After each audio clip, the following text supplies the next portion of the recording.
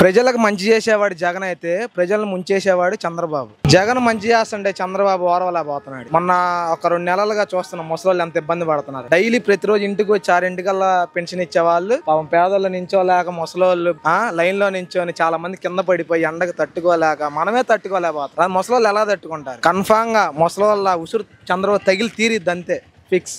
ఈ రోజు హైకోర్టు ప్రజలకి నిధులు ఇచ్చేయండి అని కోర్టు ఇచ్చినా కూడా మళ్ళీ అడ్డుకున్నాడంటే అది అంత నీచమైన వాడు. ఇప్పుడు కానీ మనం అర్థం చేసుకోవాలి. ప్రజలు ఎంతో మంది పాపం వాటి కోసం ఎంతమంది ఎదురు చూస్తున్నాడు. జగన్ ఎప్పుడో బటన్ నొక్కేశాడు, కానీ పడాలి కదా, అలాంటి కోర్టు తీర్పిచ్చింది కదా, అయినా ఎందుకు అడ్డుకుంటున్నాడు? ఇప్పుడు ఎక్కడ అకౌంట్ లో పడితే ప్రజలకు అందకుండా చేస్తున్నాడు ప్రతిసారి. ఇలా ఎందుకంటే చంద్రబాబు ఫస్ట్ నుంచి నీచమైన రాజకీయం చేసే వ్యక్తి అనమాట. ఫస్ట్ ఎన్టీ రామారావు గారిని వెన్నుపోటు పొడిచి అధికారం చేజెక్కించాను అతను. ఇలాంటి వాటికి కామన్ శవ రాజకీయాలు చేసే చంద్రబాబు జగన్ మీద అంటాడు కానీ. సో ప్రజలకు ప్రతిసారి అడ్డుకునే వ్యక్తి చంద్రబాబు. రాష్ట్రం నాశనం అయిపోయింది. ఆయనకి ఇష్టం లేదు, ఆయనకి అందులో ఆపేశాడు. ఆయన మంచి చేస్తే మళ్ళీ ఆయన అవసరం చెప్పేసి ఆయన ఆపేశాడు. అదే కూటమి ఉంది కదా, మళ్ళీ ఏంటంటే మళ్ళీ అధికారం వస్తారని చెప్పేసి రాకుండా చేశారు అంతే. దానివల్ల ఉపయోగం ఉండదు. వాళ్ళ మళ్ళీ ఈయనకే అది బెనిఫిట్, అది జగన్కే బెనిఫిట్.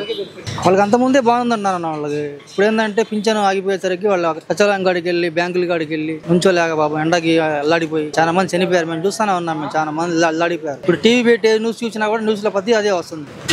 దీనివల్ల ఉపయోగం ఉండదు ఆయనకి, దానివల్ల దెబ్బే కానీ ఉపయోగం ఉండదు.